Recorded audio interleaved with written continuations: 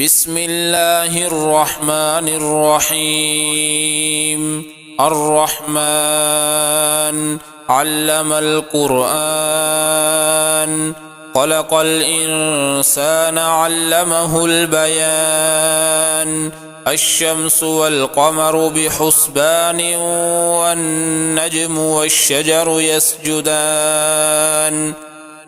والسماء رفعها ووضع الميزان، ألا تطغوا في الميزان، وأقيموا الوزن بالقسط ولا تخسروا الميزان. والأرض وضعها للأنام، فيها فاكهة والنخل ذات الأكمام، والحب ذو العصف والريحان. فبأي آلاء ربكما تكذبان؟ خلق الإنسان من صلصال كالفخار، وخلق الجان من مارج من نار. فبأي آلاء ربكما تكذبان؟ رب المشرقين ورب المغربين، فبأي آلاء ربكما تكذبان؟ مرج البحرين يلتقيان، بينهما برزخ لا يبغيان. فبأي آلاء ربكما تكذبان؟ يخرج منهما اللؤلؤ والمرجان. فبأي آلاء ربكما تكذبان؟ وله الجوار المنشآت في البحر كالأعلام. فبأي آلاء ربكما تكذبان؟ كل من عليها فان، ويبقى وجه ربك ذو الجلال والإكرام. فبأي آلاء ربكما تكذبان؟ يسأله من في السماوات والأرض، كل يوم هو في شأن. فبأي آلاء ربكما تكذبان؟ سنفرغ لكم أيها الثقلان. فبأي آلاء ربكما تكذبان؟ يا معشر الجن والإنس إن استطعتم أن تنفذوا من أقطار السماوات والأرض فانفذوا، لا تنفذون إلا بسلطان. فبأي آلاء ربكما تكذبان؟ يرسل عليكما شواظ من نار ونحاس فلا تنتصران. فبأي آلاء ربكما تكذبان؟ فإذا انشقت السماء فكانت وردة كالدهان. فبأي آلاء ربكما تكذبان؟ فيومئذ لا يسأل عن ذنبه إنس ولا جان. فبأي آلاء ربكما تكذبان؟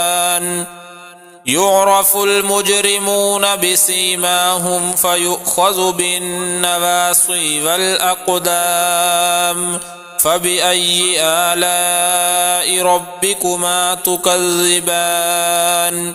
هذه جهنم التي يكذب بها المجرمون، يطوفون بينها وبين حميم آن.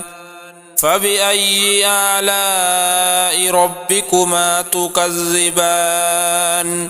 ولمن خاف مقام ربه جنتان، فبأي آلاء ربكما تكذبان ذواتا أفنان فبأي آلاء ربكما تكذبان فيهما عينان تجريان فبأي آلاء ربكما تكذبان فيهما من كل فاكهة زوجان فبأي آلاء ربكما تكذبان متكئين على فرش بطائنها من استبرق وجنى الجنتين دان فبأي آلاء ربكما تكذبان